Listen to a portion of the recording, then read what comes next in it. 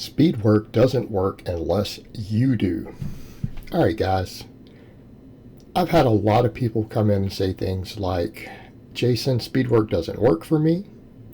I've had people come in and say, what do you mean your dynamic effort lower days are your hardest days? I do them and they didn't really feel that challenging. But then when you talk to that same person, they say, yeah, the bar maybe moved a little bit faster than my normal work sets. And I'm like, you didn't break a sweat, you weren't getting out of breath or anything else, taking 60-second breaks on properly programmed speed work. And they're like, no. You guys notice me right there sweating already. By the way, for those curious, it's about 65 degrees Fahrenheit with me wearing nothing but shorts, and I usually sit with fans, and I have fans oftentimes blowing in my weight room.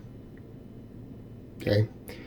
And that's still the sweat I break during speed work. So if speed work is easy for you, you are clearly not doing it right.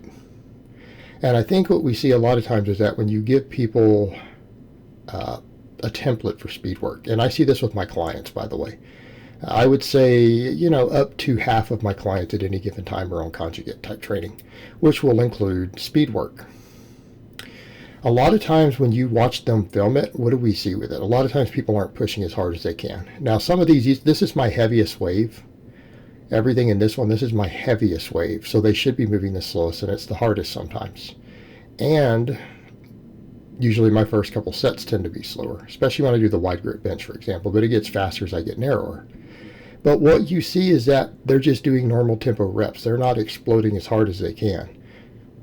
Okay? They're not exploding as hard as they can.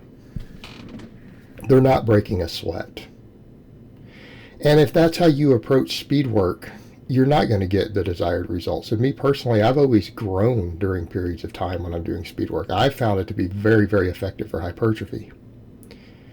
And I'm not the only guy who has said that. And I know other guys who have said the exact same things, that when they run periods of time where they put a lot of focus on their speed work or their dynamic effort work, they saw a lot of hypertrophy in things like their traps, glutes, quads, hamstrings, triceps.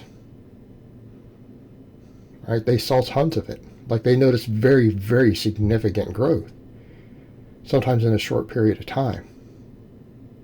And everyone who does speed work correctly always says it's the hardest day for them. Like I've said that, especially the lower body ones. And I've seen Clint Darden even say the same thing. So for those of you who are finding it easy, well, you're wasting your time. And the reason I say you're wasting your time is that you are not doing it correctly. You're not doing it correctly. And it's not even always about bar speed. It's about the fact of, are you pushing as hard and as fast as you can? Because some of these you might look and say, well, that doesn't look super, super fast till you realize that I'm working with 60% one rep max plus 25% max in band tension. So even there, that's the heaviest I'm ever going to be with speed work. All right? That's 60% of my max plus the other 25 band tension. So that's 85% of my max at the top half of the lift. 85%.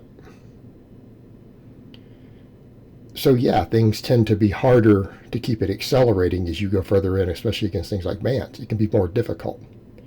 But notice, again, even there, the hard lockout. Now it moves faster with other waves, with the lighter weeks in the waves, right? Because we have quite a bit less weight. But we are supposed to explode. And when I say explode, you push as hard and as fast as you can. And when you've been doing speed work a while and you become proficient at it, I've seen plenty of coaches describe it as you should be exploding violently. I've seen Christian Thibodeau actually say that if people are going to do speed work, it needs to be violent. That's the word he actually used. And he's a well-known, very, very popular strength coach out there. Right? Everyone knows who Christian Thibodeau is. He's actually said that it needs to be violent.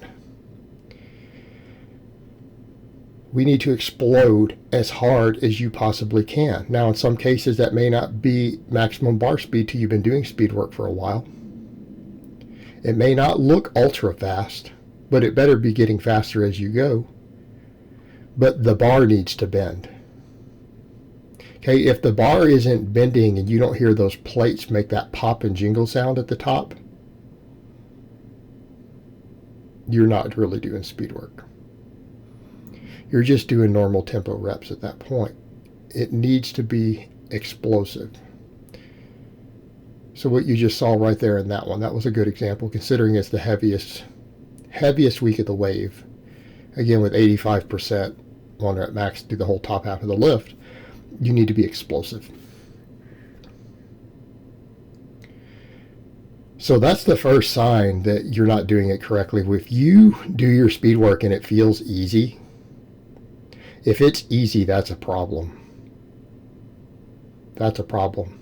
And the people who do that then come back and say what? They blame speed work for their lack of results. They say, speed work doesn't work for me.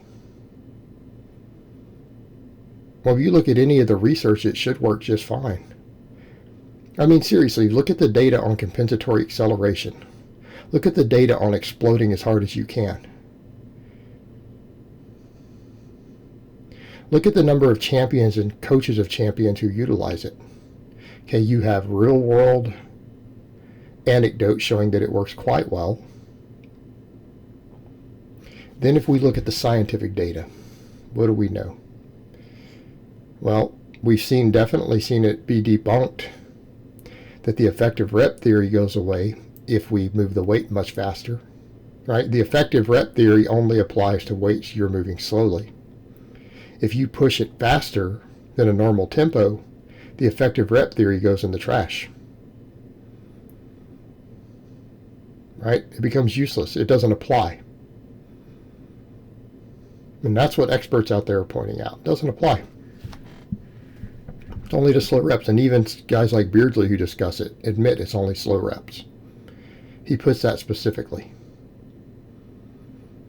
The last 5 reps within muscle failure when doing slow reps are the ones that produce muscle growth, an effective training response. The implication being that he knows that fast reps violate that rule, and the data suggests that they do. And you go look at the other data on compensatory acceleration. Look at internal versus external cueing. When they studied the bench press, and again, it shouldn't be hard for you guys to find the study. Those who are curious can find it on Google easy enough. When they studied internal versus external cueing on the bench press, what did they find? They took EMGs and had people just do a normal rep with exactly whatever weight they were using. It was a percentage of their max. They recorded the pec and tricep activation. Then they had them all do reps with a focus, mind-muscle connection, and focus on squeezing the chest. Right? They got better chest activation with no increase in tricep activation. Then when they reversed it and focused on really squeezing and contracting the triceps with a mind-muscle connection, the triceps lit up the EMG more, but the pecs went back down to where they were on the other one. And then when they told them don't focus on anything internal, just explode the weight as hard as fast as you can, the pecs and the triceps both lit up on the EMG with more activity, and it wasn't a lot, it was a tiny amount more than the mind-muscle connection focus on either one had given. So what does that tell you? That moving a weight as hard and as fast as you personally can produces more muscle fiber recruitment. Okay? It is harder work with a larger training response, a significantly larger training response. So in light of that, that's what all the research shows. That's what the research shows. We have all this data on compensatory acceleration, external cueing, showing that it works. We have tons of champions and top-level coaches who do have their athletes do this stuff, and it works. It doesn't always work for the reason people think it doesn't. The people who argue against it never, ever discuss those reasons, right? They always create their own straw man as to why it doesn't work. But I'm suggesting, just like I've seen Clint actually do the same thing, I'm suggesting that if speed work doesn't work for you, it's because you are being lazy with it. It's not that speed work doesn't work for you. is that you aren't putting in work when trying to do the speed work. All right, guys, well, that's really all I have to say on that today. I hope it's been informative, and I will talk to you guys next time.